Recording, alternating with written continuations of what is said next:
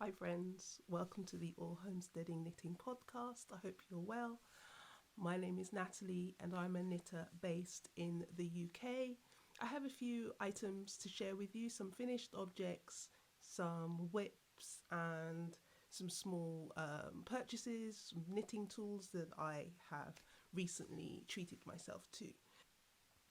Okay, so let's start with what I'm wearing. The first finished object is this bandana, which is a pattern called the Romanticist Bandana by a designer called Barber Made, and this was a really immaculate, enjoyable knit.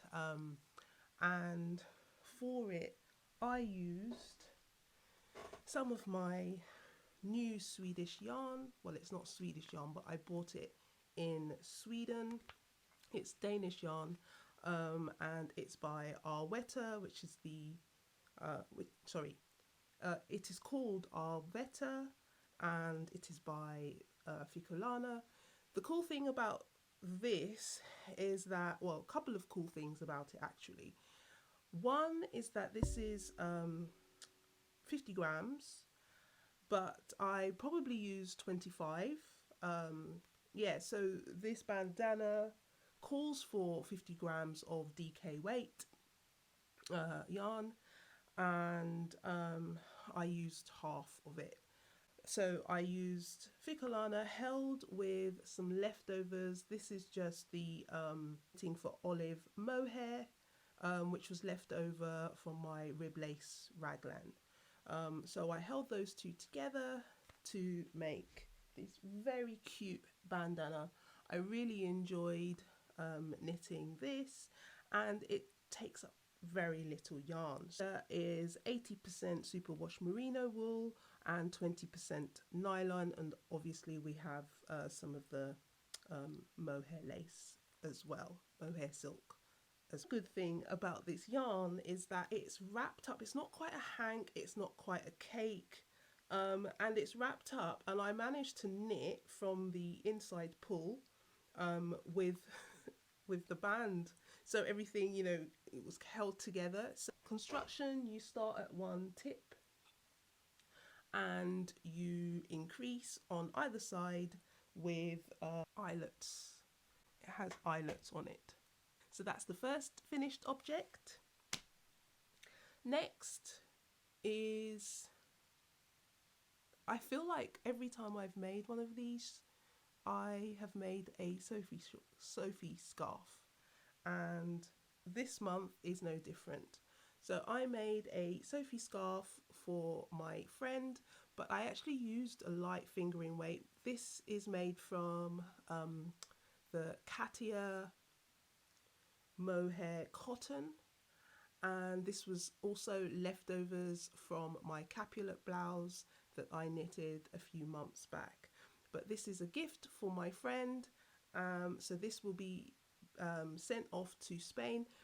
Because this is a light fingering weight yarn, it knitted up quite, you know, significantly smaller than I had intended, so it feels a little bit silly to send this off as a gift. It's not her birthday, but I just really like sending gifts off to my friends and family.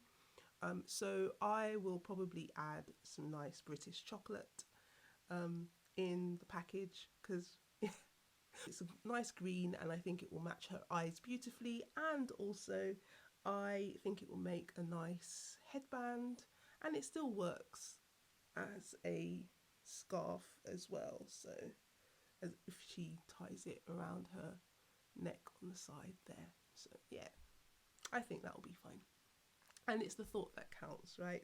But yeah, anyway, this is still cute. So that's my second finished object. Now we have finished object number 3. This is actually quite, you have to excuse because it is still quite damp, because I wore it on Friday night, and I wore it to a concert and it got a little bit dirty. So I felt like I couldn't show it on the podcast in its worn state. So I rinsed it off just in some cool water yesterday. So it is a little bit damp, but this is my crew skirt by Spectacle Designs. So I I did some modifications. So the construction is you create the waistband and then fit some elastic inside, and that's folded over and knitted shut.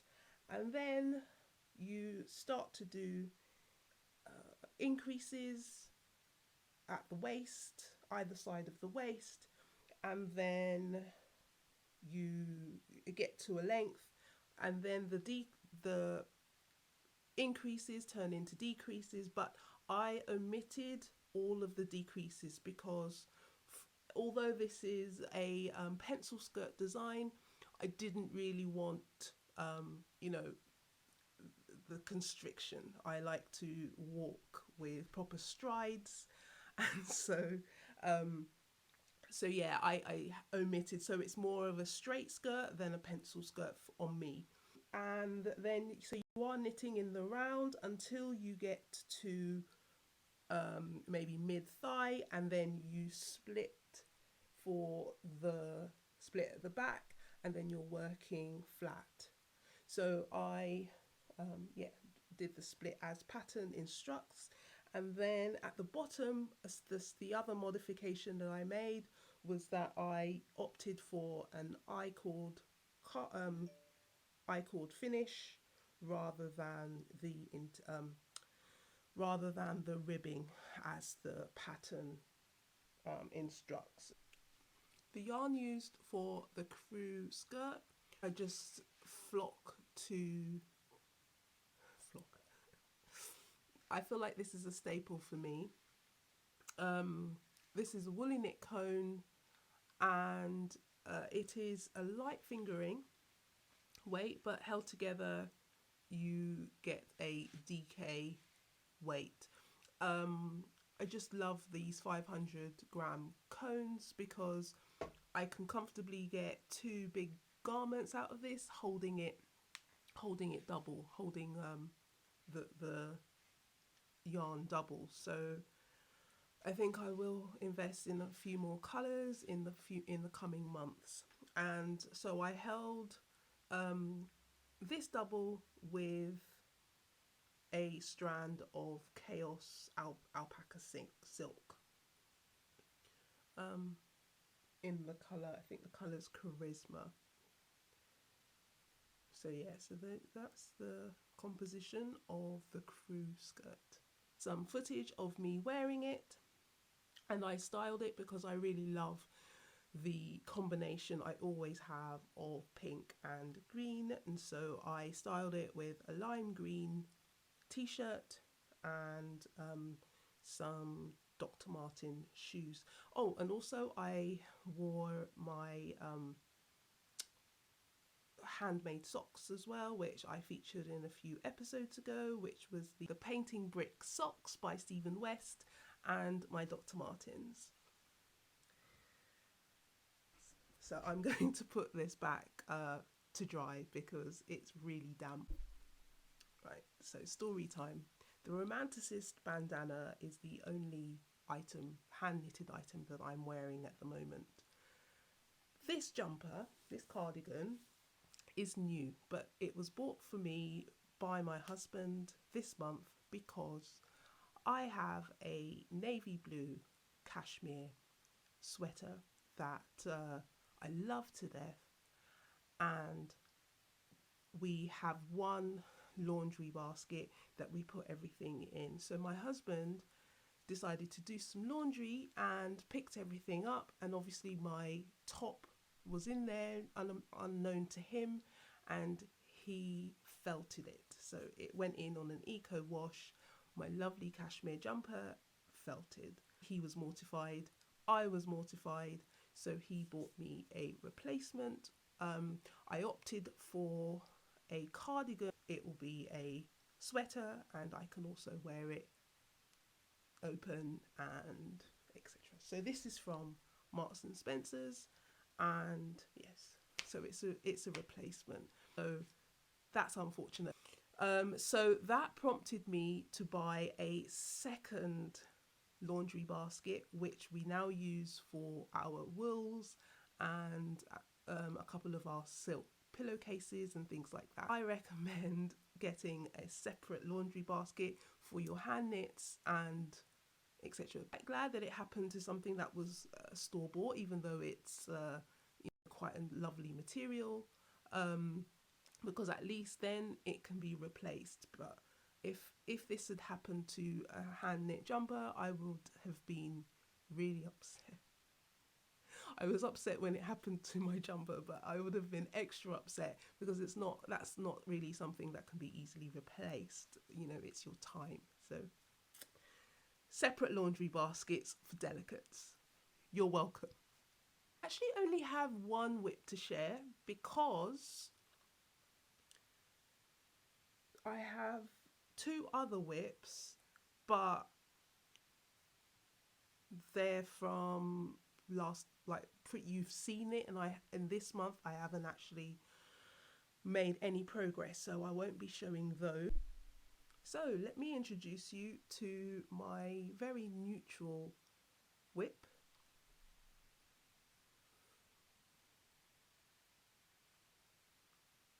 I.e. not very neutral at all. So the pattern is called Rhoda, and it is a pattern for leggings, and it's by Drops Designs. However, I decided to make scrappy pants,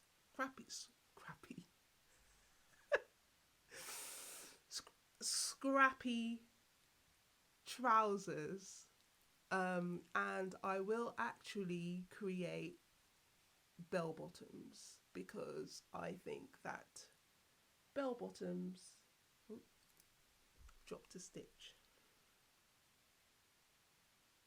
Bell bottoms suit my figure a lot more because I'm quite hippie and bummy, so having fitted legs but yet that flare out at the bottom helps to balance the appearance.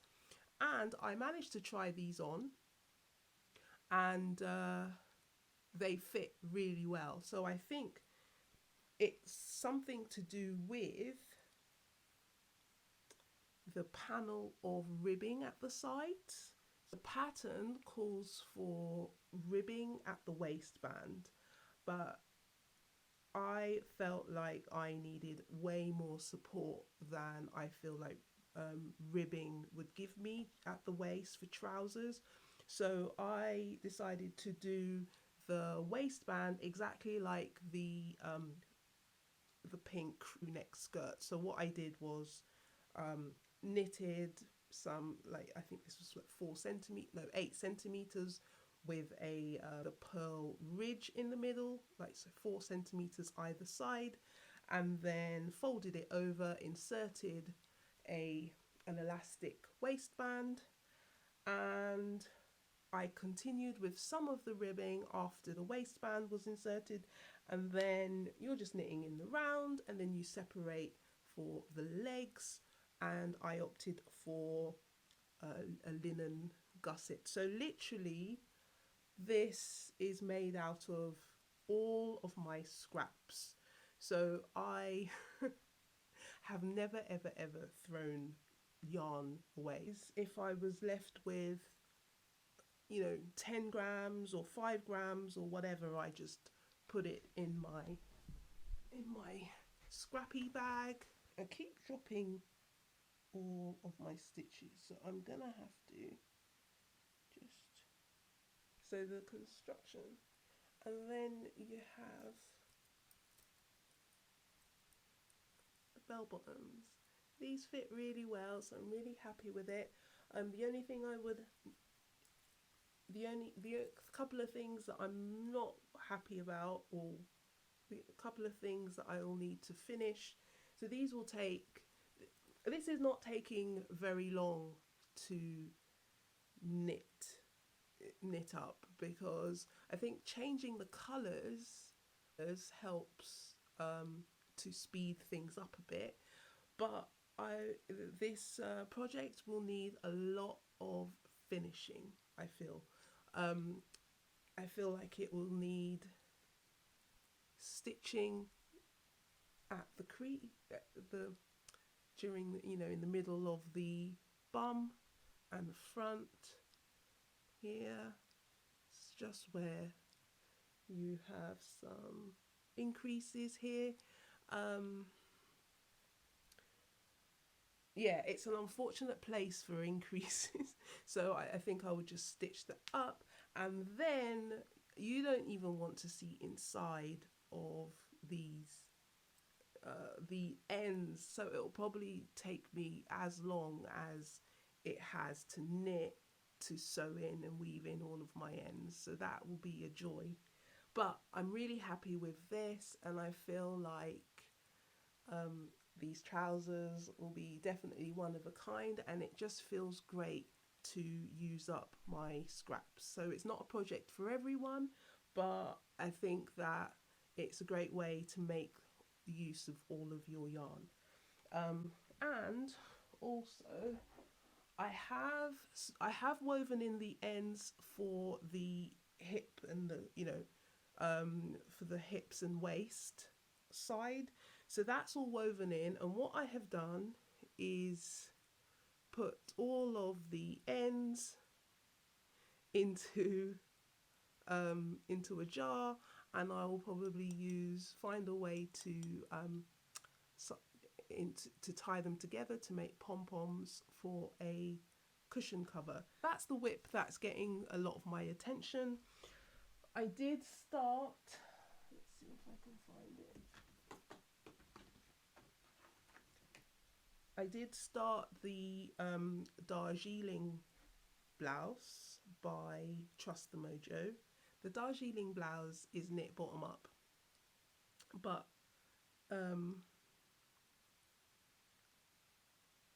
I haven't touched it in a while. But the problem with this is that I have made a mistake. You start off with a picot edge at the bottom of the blouse, and the picot edge is knit.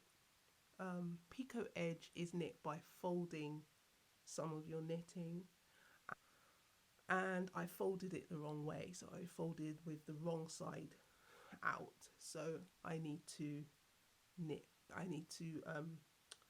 rip out the picot, what the folded part, which is quite a lot, and then I've also dropped stitches. So what I will end up having to do is start again. I think it's just easier when you haven't touched the project for so long, and I'm a bit confused about what I've done so far. So this is what you knit, and then you fold it in, and I've folded it the wrong way basically. So that will be restarted, fresh page. Let's get on to some of the knitting tools that I purchased this month to make knitting a lot more convenient. One is some Barber cords.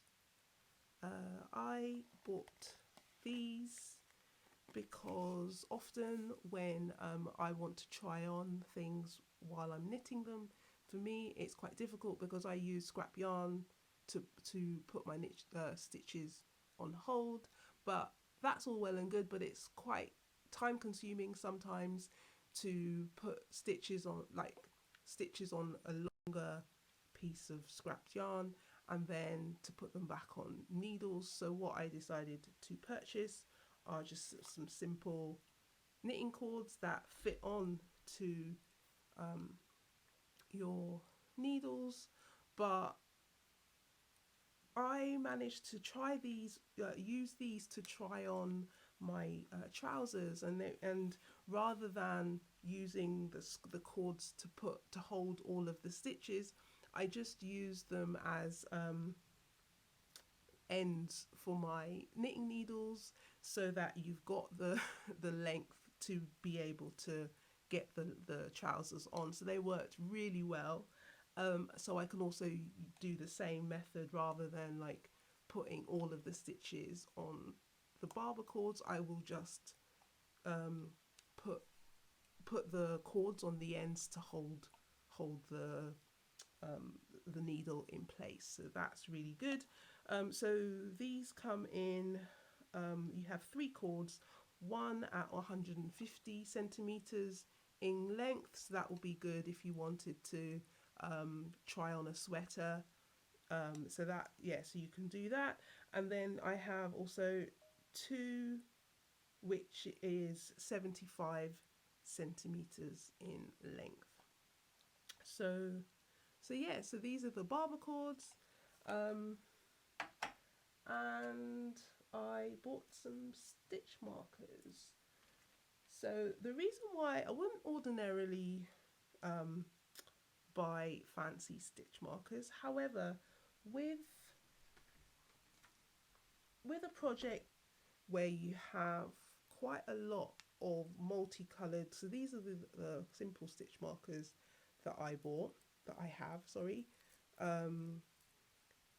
But sometimes I do need a unique one to signify something different. So I decided to buy these cute stitch markers. So these are all food themed. So that's a pizza and a layer cake. So that's like a Vicky sponge and a rainbow layer cake. So I thought these are super cute, and the reason why I'm also highlighting it is just a small business. This is a shop on Etsy and it is called Cupcake Crochet Crafts. The shop is called Cupcake Crochet Crafts, and they also stuck in some sweets. So it's always really nice to highlight small businesses like that who go that extra mile. The packaging was beautiful, purple envelope, and yeah, so it's always nice to highlight small businesses.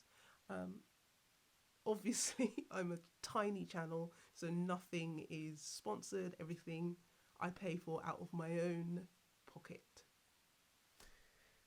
So there's that. So that's everything for you today. I hope that you will join me here again, and I will see you in the next one. Bye.